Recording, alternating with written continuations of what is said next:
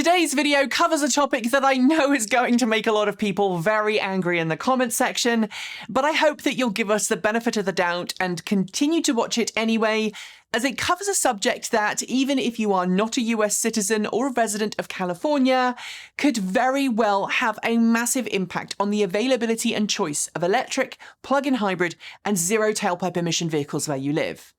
And yes, this is going to be a Rachel Maddow-style long introduction because there's a lot of context I need to give to help explain what's at stake and why. And as I'm reminded from a video earlier this week when one of you asked why a live stream had listed time on the US West Coast while I'm a British citizen by birth, I'm also a tax-paying US citizen through naturalization, and so I hope you'll allow me the courtesy of talking on a topic that many people feel that foreigners shouldn't discuss in any way, shape, or form.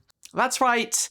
Today's video is going to cover a combination of EVs and the hotly discussed topic of politics, specifically the US state of California and the current recall election of its governor, Governor Newsom. And while the election to decide Governor Newsom's fate isn't due to take place until next month, the deadline to register to vote in that election is August 30th. What's this got to do with electric vehicles, air quality, and the availability of EVs where you live? I'm glad you asked. I'm about to explain. First, though, for those who don't know, let's examine exactly what a recall election is and its particular significance in the state of California. Let's call this the what and the how. A recall election is, as the name suggests, a way for citizens to remove an elected official or a politician from office outside of the regularly scheduled election cycle. And the rules behind such recalls vary from place to place and, in the USA, from state to state. Since each US state has its own rules regarding recall elections, it is pretty hard in some places to enact a recall to remove said officials. But in other states, like California, the process of petitioning for a recall election and then carrying that recall election out is a pretty common political activity. Since the Golden State added recall elections as part of a massive reform package in 1911, there have been 179 recall attempts made. And every single governor since 1960 has faced at least one recall election attempt. The process itself in California is pretty straightforward. In order to enact a recall petition election, enough registered voters, the equivalent of 12% of voter turnout for the last gubernatorial election, must sign a petition to call for a recall election. Importantly, this means that a minority of voters can call for a recall election, even if the majority of voters still support the official. And as you're about to find out, if the recall election is played just right, it can leave someone in power who would ordinarily fail to even reach the final ballot. And, unlike some places where a valid reason for the recall attempt must be cited on the petition, California has no such requirements, making legal challenges to any successful recall attempt very difficult. There are some other requirements pertaining to makeup of the petition in terms of representation from different counties, but if those arranging the recall petition collect enough signatures and they're verified by the Secretary of State, then there's usually a series of reviews covering things like the cost of carrying out the subsequent election to make sure the state has allocated funds for it, and then, if we get to this point, the election date is set and things begin to roll towards the actual election. Very few officials who faced a recall attempt get to the point where enough signatures are collected and verified to actually trigger that recall election. But when it happens, the recall ballot has just two questions on it. First, should said official be recalled? Yes or no? And two, who of the candidates who have thrown their metaphorical hats into the ring should replace said official? So far, so good. And yes, for those civic nuts out there, I know I have very much simplified the process. Which brings me to the why. Why Governor Newsom is being recalled, and more importantly for viewers of this channel, why it even matters if you're not a California or even US citizen. Ask anyone supporting the recall, and there's a seemingly never-ending stream of reasons why the recall is taking place, from dissatisfaction with Governor Newsom's approach to COVID-19, either too harsh or not harsh enough, depending on whom you ask, his policies on tackling anthropogenic climate change and reducing air pollution, his policies on education, immigration policy, his approach to same-sex marriage and the legalization of certain recreational drugs, and of course, everything in between. At the head of the recall campaign, the sixth and so far only successful petition against Newsom, is Orrin Heatley, a retired Yolo County Sheriff Sergeant who leads the California Patriot Coalition. That's a group that's been a strong supporter of former President Trump, and a group which has been highly critical of California's immigration policies with regard to undocumented immigrants entering into the state from its southern border. His group is joined by two other similarly minded groups who are all against Governor Newsom's immigration, gun control, tax and justice policies, as well as all the other reasons I've already listed. And because of the rules regarding what's needed for a recall election, and the fact that, despite what you might think, there are large swathes of rural California that are very much not left-leaning, and those people have felt increasingly disenfranchised and underrepresented by the state's government in recent years, those calling for the recall had absolutely no problem obtaining signatures. But let's get to the real meat of this. While lots of people, mainly those leaning towards more conservative affiliations, have now signed a petition for Governor Newsom to be recalled, leading to the inevitable election, the number of people running as candidates to replace him is almost as wide and as varied as the quoted reasons for trying to remove him from office in the first place.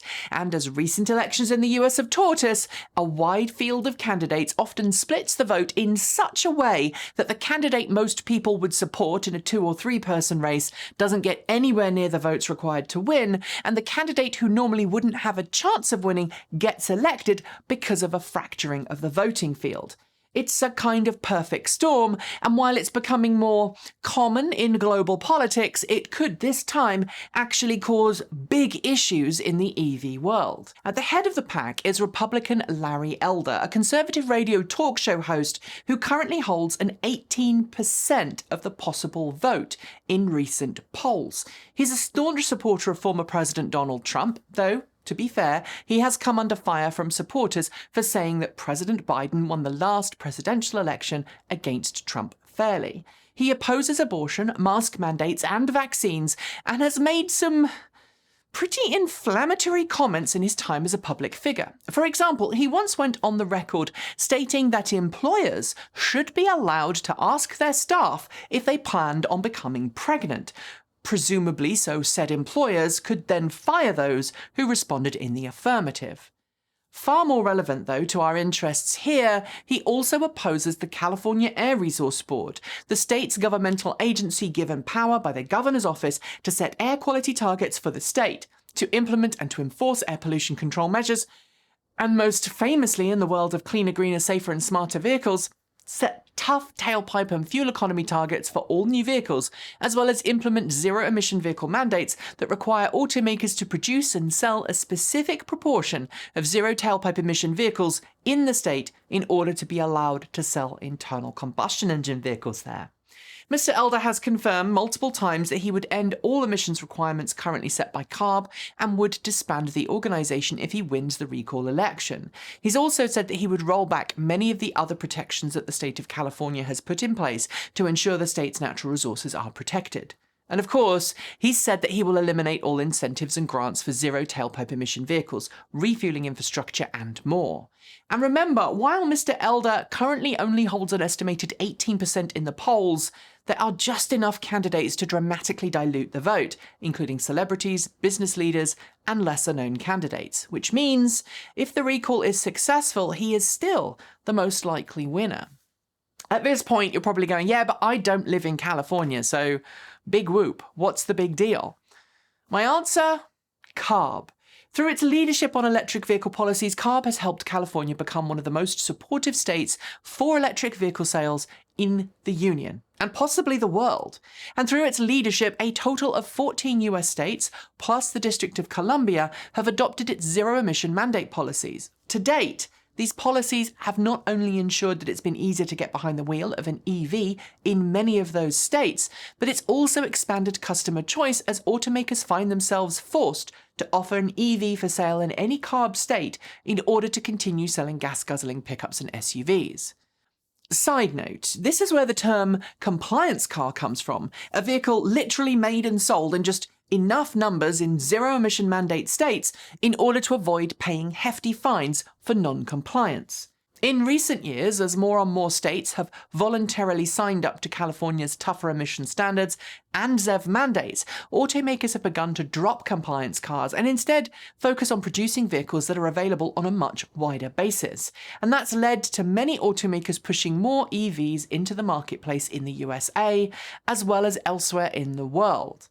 And that's before we even get to grey market exports to places around the world that may not have great EV choice domestically, but where ZEV-compliant EVs are regularly exported from the US for the used car market. For example, there is a very healthy community of ex-Californian compliance cars now living in the Ukraine.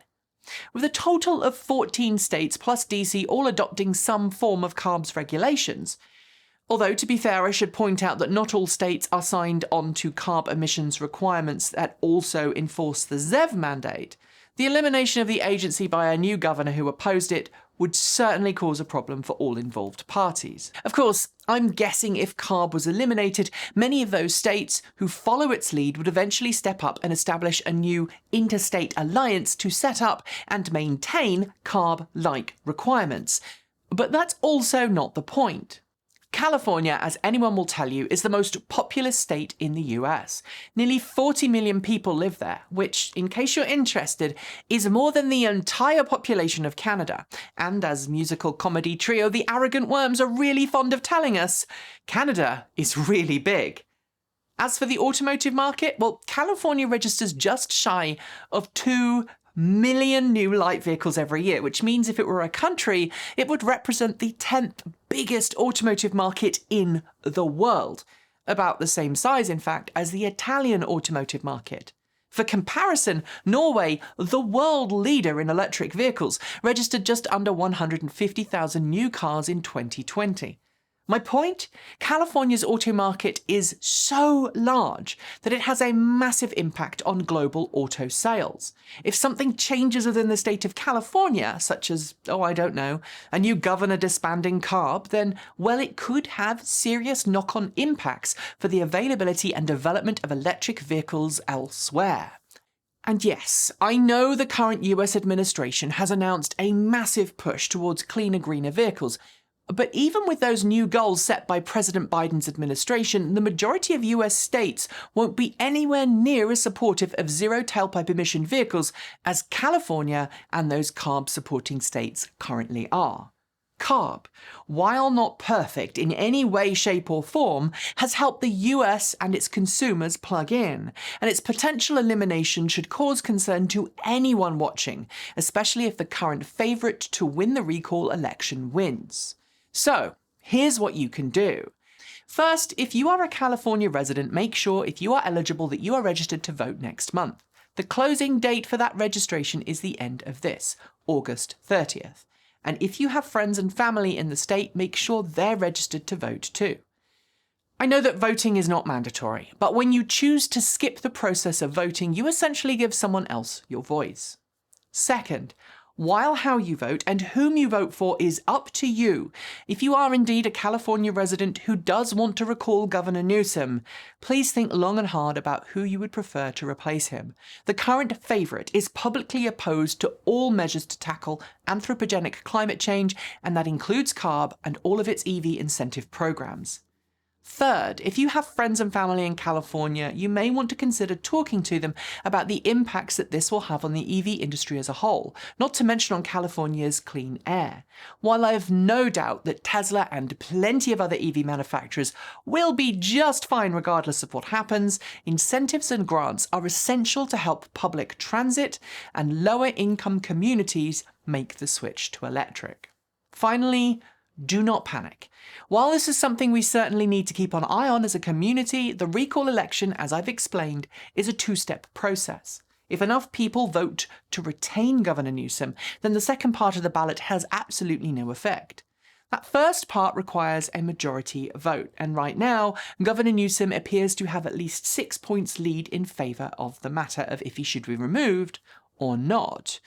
But on the other hand, if the last several US election cycles have taught us anything, it's that polling is not an exact science. So get out and vote. And finally, don't worry, we will keep you updated whatever happens, and yes, even though it's politics, we'll explain how it will impact EV fans worldwide. That's it for today. If you liked the video, be sure to give it a thumbs up, and don't forget to subscribe to this channel and our other two channels, Transport Evolved Take 2 and Transport Evolved Shorts. We know that while a fair few of you are already subscribed, many more are not, so go on, please hit the bell and help us out. Let us know below what you thought of this video, and if you're not someone who likes the YouTube comment section, who does? Then why not take this to our Discord server? It is free, and I will leave the link below. Thanks on behalf of the entire TE crew go out to the folks on my right for being our $15 to $49 a month Patreon supporters. Special thanks to our $50 a month patrons, that's David Janakula, Andrew Martin, Greedy Rahoa, Brophy Wolf, Tesla and the Gong, Paul Conway, Sean Ueda, Gordon C, Regine Fellows, Anonymous Freak, Jim Burners, Carl Hodgson, Anthony Coates, Laura Sanborn, Rory Litwin, and Denny Hyde. And our deepest gratitude to our $100 a month Patreon supporters. They are John Lyons, Marcel Ward, Reggie Watts, JP Fagerback, Will Grayland, Ellery Hensley, and Ian. If you'd like to join the ranks of wonderful supporters, more than 1,000 now, you'll find links below to Patreon, Bitcoin, and Ko-fi. And of course, you can also buy your very own TE swag, like the t-shirt I'm wearing right now, at our Redbubble store. Thanks for joining me, and as always, keep evolving!